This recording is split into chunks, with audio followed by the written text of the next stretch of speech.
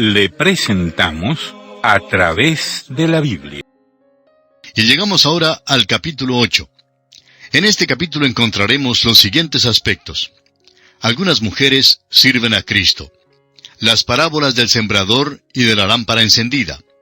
Cristo declara quiénes son su madre y sus hermanos. Cristo reprende los vientos. Echa fuera la legión de demonios. Es rechazado por los gadarenos. Sana a la mujer con flujo de sangre y levanta a la hija de Jairo. Entramos ahora en el capítulo 8 de Lucas y vemos que este capítulo registra eventos que se encuentran ya en los otros evangelios sinópticos, es decir, Mateo y Marcos. Al entrar en nuestro estudio de este capítulo, encontramos que el Señor Jesucristo continúa su ministerio en la tierra de Galilea. Este capítulo revela que había mucha gente que estaba aceptando a Jesucristo y que entre ellos había personas prominentes en las esferas gubernamentales. También notaremos que Lucas menciona aquí en los primeros 3 versículos de este capítulo 8 el caso de varias mujeres que acompañan y sirven a Jesús. Leamos pues estos primeros 3 versículos de este capítulo 8 de San Lucas. Aconteció después que Jesús iba por todas las ciudades y aldeas, predicando y anunciando el Evangelio del reino de Dios, y los 12 con él, y algunas mujeres que habían sido sanadas de espíritus malos y de enfermedades. María, que se llamaba Magdalena, de la que habían salido 7 demonios. Juana, mujer de Chuza, intendente de Herodes, y Susana, y otras muchas que le servían de sus bienes. Notamos aquí que mientras Jesús pasaba por todas estas ciudades y aldeas, continuaba predicando y anunciando el Evangelio del reino de Dios. Notemos también que algunas de las mujeres que le seguían habían sido sanadas de enfermedades y liberadas de espíritus malignos. Y más adelante, en este capítulo 8, hablaremos con más amplitud sobre los espíritus malos. Pero notemos que aquí el Dr. Lucas menciona a una de las mujeres que había sido liberada de los demonios, María Magdalena, y nos dice que de ella habían salido 7 demonios. Y esto nos revela, en primer lugar, la atención que Jesús dio a las personas que eran atormentadas por los demonios. Y en segundo lugar, el poder de Jesús para expulsar los demonios. Finalmente, notamos que el Dr. Lucas nombra a uno de los oficiales gubernamentales.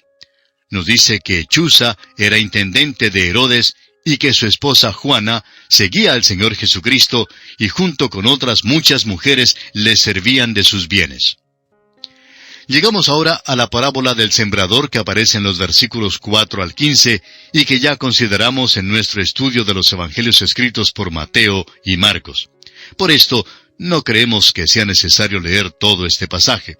Vamos a leer solamente las explicaciones que da el mismo Señor Jesucristo sobre el significado de esta parábola en los versículos 11 hasta el 15 de Lucas capítulo 8. Esta es pues la parábola. La semilla es la palabra de Dios. Y los de junto al camino son los que oyen, y luego viene el diablo y quita de su corazón la palabra para que no crean y se salven. Los de sobre la piedra son los que habiendo oído, reciben la palabra con gozo, pero éstos no tienen raíces. Creen por algún tiempo, y en el tiempo de la prueba se apartan. La que cayó entre espinos, estos son los que oyen, pero yéndose son ahogados por los afanes y las riquezas y los placeres de la vida, y no llevan fruto. Mas la que cayó en buena tierra, estos son los que con corazón bueno y recto retienen la palabra oída, y dan fruto con perseverancia. Amigo oyente, es nuestra ferviente oración que usted se encuentre entre aquellos de corazón bueno y recto que retienen la palabra oída y que esté decidido a obedecer el mensaje de la palabra de Dios y luego esté dispuesto a permanecer fiel y a dar una buena cosecha. Bien, amigo oyente, nuestro tiempo se ha agotado, así es que tenemos que detenernos por esta ocasión. Continuaremos, Dios mediante, considerando este capítulo 8 del Evangelio según San Lucas en nuestro próximo programa. Es nuestra ferviente oración que el Señor llene su vida del conocimiento pleno de su bendita palabra. Continuamos, amigo oyente, nuestro recorrido por el Evangelio según San Lucas. Siguiendo adelante con el estudio del capítulo 8, llegamos ahora a la parábola de la luz que encontramos en el versículo 16 hasta el versículo 18. Así es que vamos a comenzar leyendo estos versículos 16 hasta el 18 de este capítulo 8 de Lucas. Nadie que enciende una luz la cubre con una vasija, ni la pone debajo de la cama, sino que la pone en un candelero para que los que entran vean la luz. Porque nada hay oculto que no haya de ser manifestado, ni escondido que no haya de ser conocido y de salir a luz. Mirad pues cómo oís, porque a todo el que tiene se le dará, y a todo el que no tiene, aun lo que piensa tener, se le quitará. Esta es una parábola que demanda acción. La luz crea responsabilidad, y una persona que recibe la verdad tiene que actuar según esta verdad. Somos responsables según el grado de luz que nos ha sido dada. Leamos ahora los versículos 19 hasta el 21. Entonces su madre y sus hermanos vinieron a él, pero no podían llegar hasta él por causa de la multitud. Y se le avisó diciendo, «Tu madre y tus hermanos están fuera y quieren verte». Él entonces respondiendo les dijo, «Mi madre y mis hermanos son los que oyen la palabra de Dios y la hacen». En estos versículos, Jesucristo nos deja ver una nueva dimensión en cuanto a nuestra relación con Él. No es que Jesucristo esté negando las relaciones filiales. Lo que Él está diciendo es que el ser salvo, el llegar a ser un hijo de Dios, es en realidad tener con Él una relación más estrecha que la que tuvo su propia madre humana. Es decir, que nuestra relación con Cristo debe ser una relación mucho más profunda, mucho más elevada y duradera, una relación que supere cualquier relación que esté basada en la mera consanguinidad. Ahora, si usted tiene su Biblia abierta, como le indicamos al comienzo del programa, notará que llegamos ahora al incidente en el cual Jesús calma la tempestad. Leamos los versículos 22 al 25 de Lucas capítulo 8. Aconteció un día que entró en una barca con sus discípulos y les dijo, «Pasemos al otro lado del lago». Y partieron. Pero mientras navegaban, él se durmió. Y se desencadenó una tempestad de viento en el lago, y se anegaban y peligraban. Y vinieron a él y le despertaron, diciendo, «Maestro, maestro, que perecemos». Despertando él, reprendió al viento y a las olas, y cesaron y se hizo bonanza. Y les dijo, «¿Dónde está vuestra fe?» Y atemorizados se maravillaban y se decían unos a otros, «¿Quién es este que aun a los vientos y a las aguas manda y le obedecen?» Estamos seguros que usted concordará en que este es un pasaje muy conocido y que ya ha escuchado muchas veces. Y si usted nos acompañó durante nuestro estudio del Evangelio según San Mateo, recordará que lo tratamos en forma bastante detallada. Así que ahora, a manera de repaso, notemos algunos de los puntos sobresalientes de este relato. En primer lugar, notemos que la travesía del lago se hace a base del pedido o mandato del Señor Jesucristo. Luego, vemos que la tempestad que surgió era algo fuera de lo ordinario. Podríamos decir que hasta se aproximaba en su intensidad a la ferocidad de Satanás.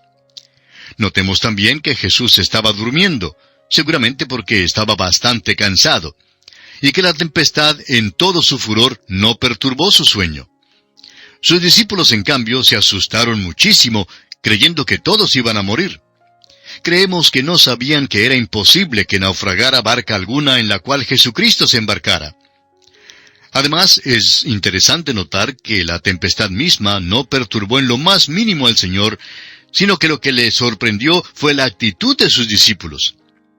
Entonces dice la Escritura que reprendió al viento y a las olas. Ahora, no creemos que Jesús se hubiera enojado con el viento y el mar si no fuese porque Satanás mismo estuviese tras aquella tempestad.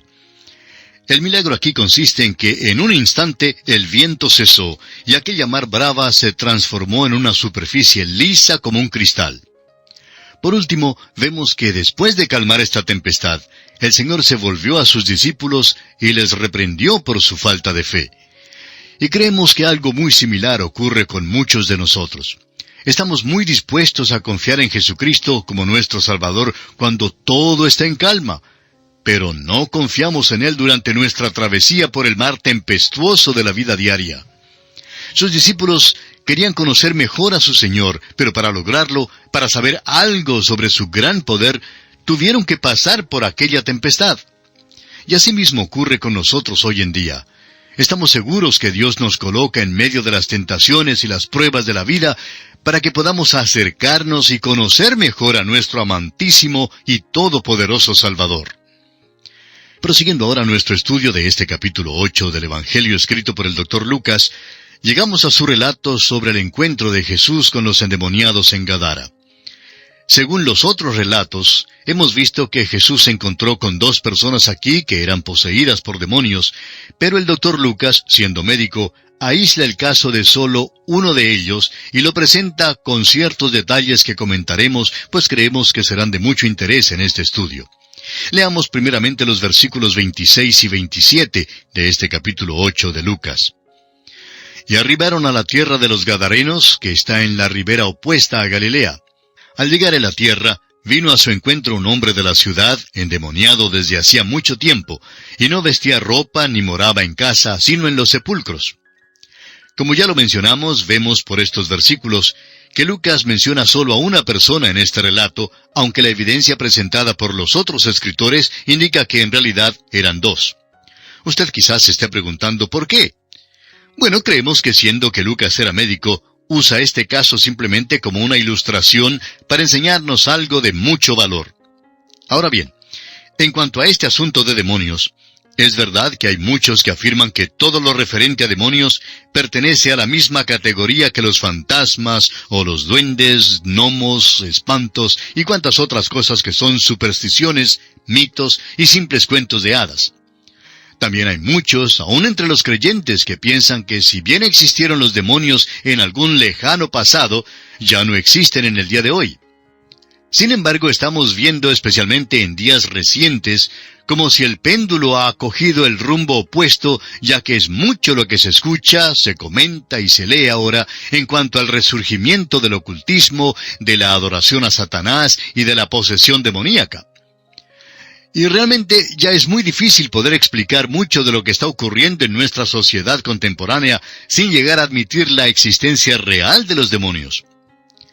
Ahora notamos aquí que el Dr. Lucas trata este caso de posesión demoníaca con extraordinaria percepción, tanto desde el punto de vista médico como científico.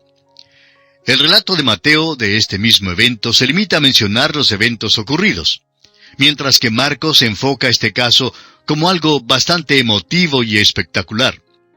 Y ahora, antes de leer los versículos siguientes, quisiera dirigir su atención a un capítulo anterior, el capítulo 4, que contiene el primer milagro de Jesús que Lucas menciona, y que también tenía que ver con la posesión por demonios. Allí, entre los versículos 33 al 36, encontramos el caso de un endemoniado, un hombre endemoniado que dentro de la sinagoga identifica a gritos a Jesucristo como el Santo de Dios. Este hombre es librado del demonio por medio del poder de Jesucristo. Más adelante, en ese mismo capítulo 4, al considerar los versículos 40 y 41, notamos que el Dr. Lucas hace una clara distinción entre la posesión demoníaca y las enfermedades físicas. Pero no deja de aseverar en una forma inconfundible que la posesión de una persona por demonios es algo real y comprobable, tanto como el cáncer o la lepra, y que es también algo que puede perturbar al hombre en las tres esferas de su vida, ya sea física, mental o espiritual. Establece también el Dr. Lucas que la posesión es extremadamente peligrosa, ya que la persona que se ofrezca o que permita que los demonios la posean, se expone a la destrucción de su propia alma y a la condenación eterna. Además, al entrar en el capítulo siguiente, veremos que el Dr. Lucas considera sinónimos la palabra demonio con la palabra espíritu inmundo. Volviendo ahora a nuestro relato que tenemos por delante, creemos que hay aquí uno de los peores casos posibles de posesión demoníaca. Notemos primeramente algunos hechos que debemos constatar. Esto ocurrió en la tierra de Gadara, donde habitaban los descendientes de la tribu de Gad, la única tribu que decidió no cruzar el río Jordán con Josué, sino que pidió permiso para permanecer en la ribera oriental del río.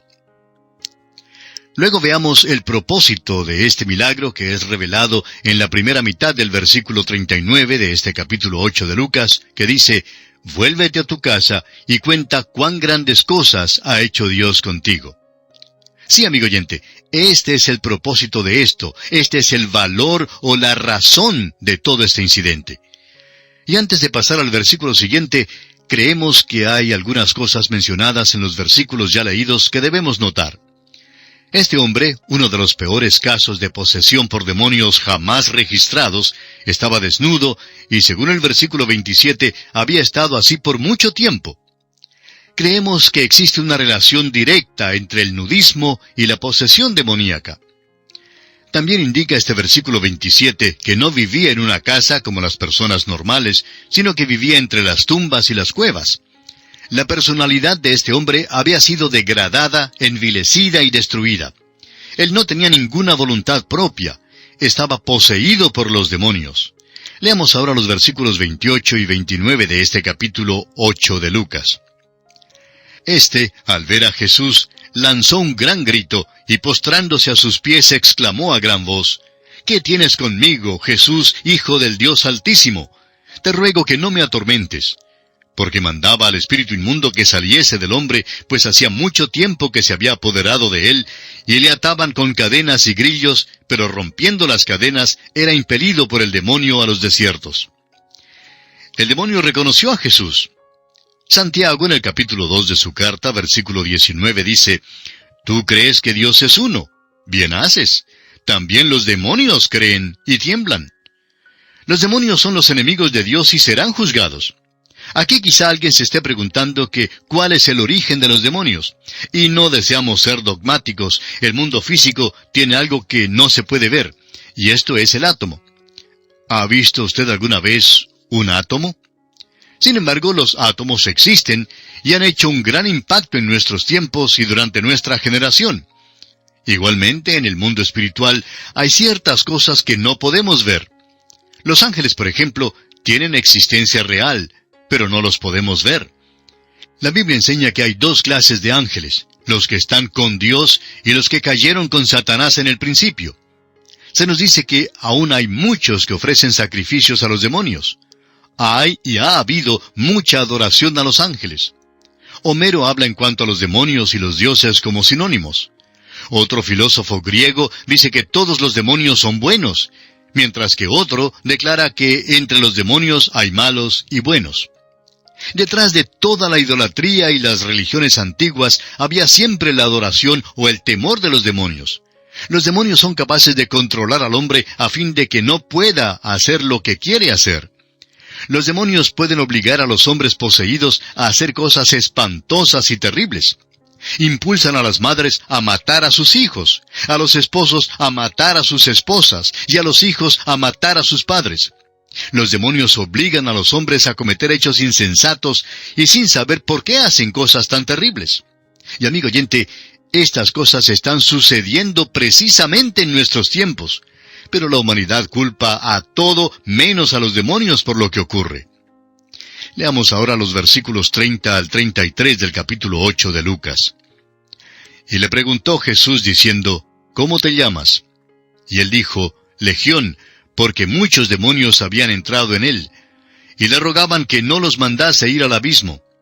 Había allí un hato de muchos cerdos que pacían en el monte, y le rogaron que los dejase entrar en ellos, y les dio permiso.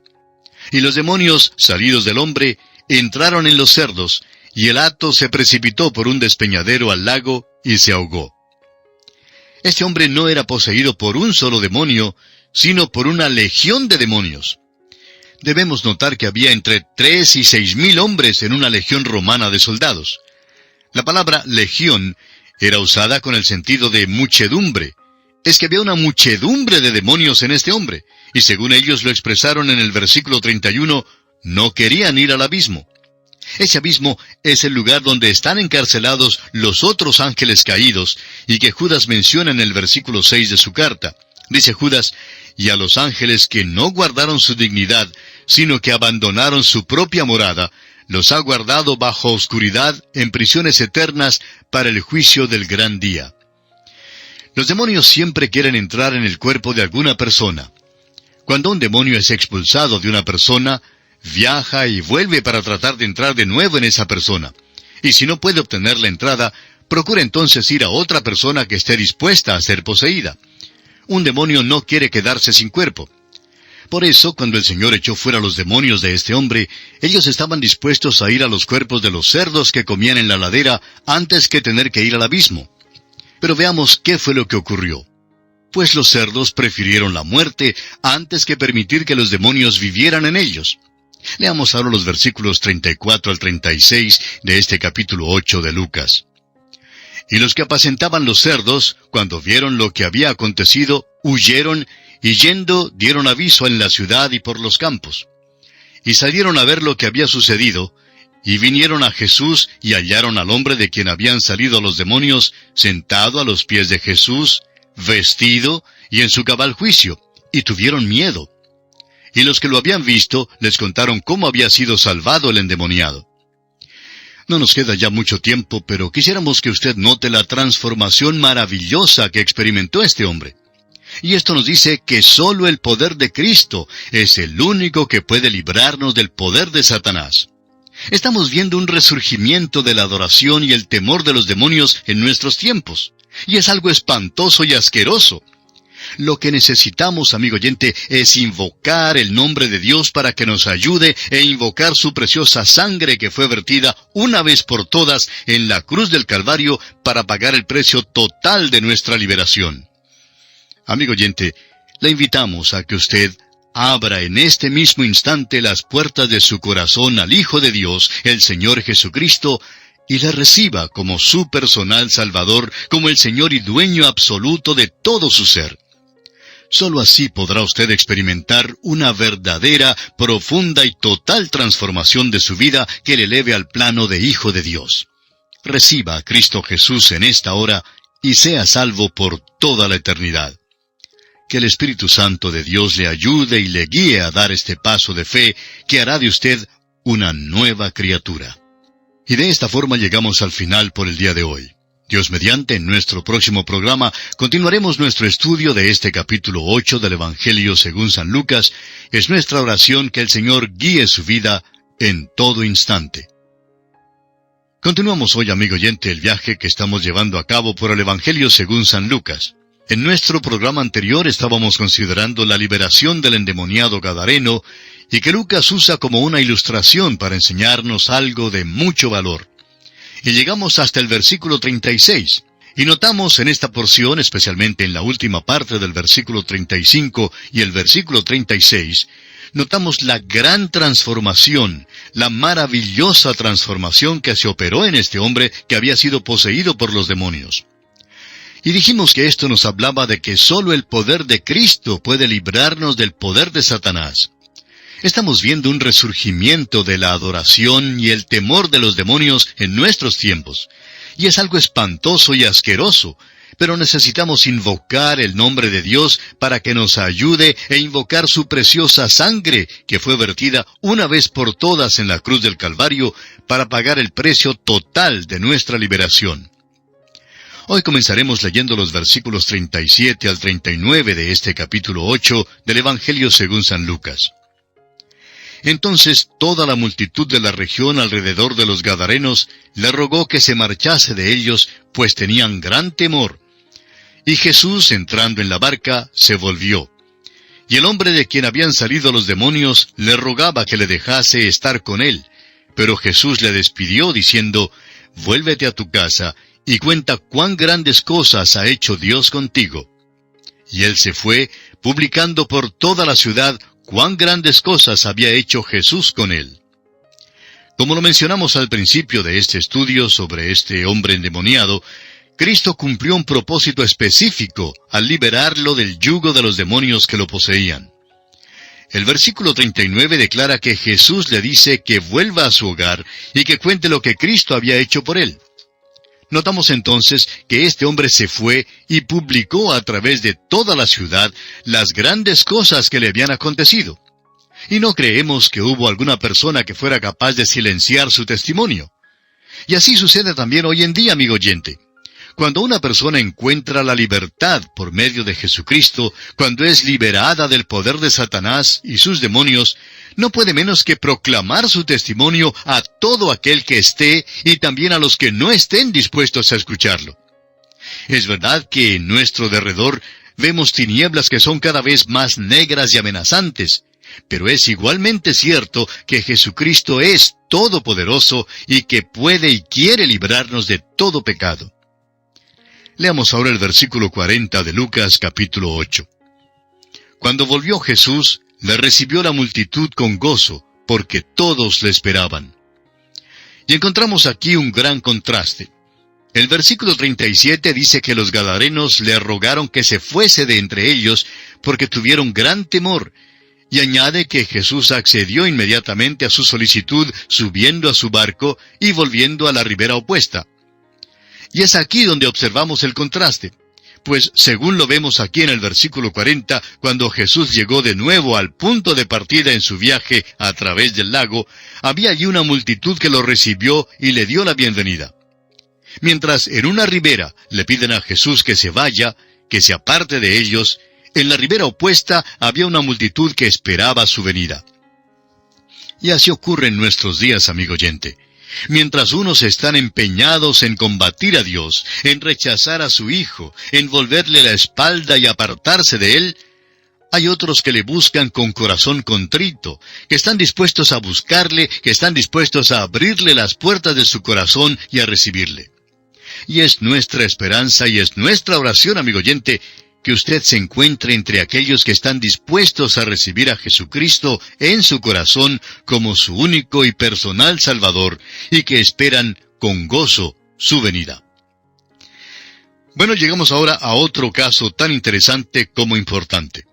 Jesús sana a la mujer con flujo de sangre y levanta a la hija de Jairo.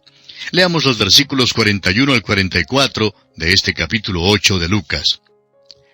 Entonces vino un varón llamado Jairo, que era principal de la sinagoga, y postrándose a los pies de Jesús, le rogaba que entrase en su casa, porque tenía una hija única, como de 12 años, que se estaba muriendo. Y mientras iba, la multitud le oprimía. Pero una mujer que padecía de flujo de sangre desde hacía 12 años, y que había gastado en médicos todo cuanto tenía, y por ninguno había podido ser curada, se le acercó por detrás y tocó el borde de su manto, y al instante se detuvo el flujo de su sangre. Y el relato continúa hasta el versículo 56, que es el final de este capítulo 8. Según este pasaje, entre toda esa multitud que se había juntado para recibir a Jesús, había dos personas desesperadas. Primero, tenemos el caso de Jairo, quien vino a buscar a Jesús para que sanara a su hijita, no para levantarle de los muertos, porque no había muerto aún cuando Jairo salió para buscar a Jesús. Su fe quizá era poca, pero su situación era desesperante. Jairo creía que Jesús tendría que tocarla. Jesús comenzó a atender a Jairo, pero la interrumpió la mujer con el flujo de sangre. Ahora, esta mujer había estado sufriendo esta aflicción por 12 años. Y la hija de Jairo tenía 12 años también. O sea que 12 años de tinieblas se acababan mientras que 12 años de luz desaparecían. Cuando Jairo vino a Jesús era para pedirle que sanara a su hija. Su fe, como hemos dicho, quizá no era tan fuerte, pero en cambio la fe de esta mujer sí lo era. Ahora notemos que Jesús no fue quien tocó a la mujer, sino que ella le tocó a él y fue sanada al instante. Recuerde que una multitud le apretaba en todo su derredor. Los discípulos sabían que la multitud le había tocado y sin embargo, solo la mujer fue sanada. Jairo se sintió tan desesperado porque su hijita estaba tan enferma. Él estaba allí presente cuando Jesús sanó a la mujer dándole su paz. Y este incidente iba a preparar a Jairo y a fortalecer su fe cuando llegaran las noticias horribles de que su hijita ya había muerto. Eso nos puede parecer chocante y quizás hasta brutal, pero el hecho es que Jesús esperó hasta que la niña muriera antes de ir con Jairo. Ahora, cuando llegaron a la casa de Jairo, ya había allí muchas lamentaciones y llanto, pero vemos que dejaron de llorar lo suficiente como para reírse de Jesús en su incredulidad, pues notamos en los versículos 52 y 53 que dice, «Y lloraban todos y hacían lamentación por ella, pero él dijo, no lloréis, no está muerta, sino que duerme». Y se burlaban de él, sabiendo que estaba muerta. El Señor tomó a Pedro, a Jacobo y a Juan, al padre y a la madre de la niñita, adentro con él, al lugar donde estaba acostada la hijita. Ahora, el doctor Lucas es el único evangelista que menciona dos casos de resurrección, y dice aquí en los versículos 54 al 56 de Lucas capítulo 8, «Mas él, tomándola de la mano, clamó diciendo, Muchacha, levántate. Entonces su espíritu volvió, e inmediatamente se levantó, y él mandó que se le diese de comer. Y sus padres estaban atónitos. Pero Jesús les mandó que a nadie dijesen lo que había sucedido». El Señor Jesús habló a esta niña en una manera muy amable, diciéndole, «Muchacha, levántate». Estas palabras también pueden traducirse así, «Ovejita, despiértate». Y la niña se levantó. La devolvió a un mundo de sufrimiento por consideración a sus padres y no necesariamente para su propio bien. Amigo oyente, ¿se ha fijado usted en que el método que Jesús usa para levantar a los muertos siempre es el mismo? Les llama y ellos oyen su voz. Nuestro Señor ha demostrado una vez más que Él es Dios de veras. Y esto nos trae al final del capítulo 8 del Evangelio según San Lucas.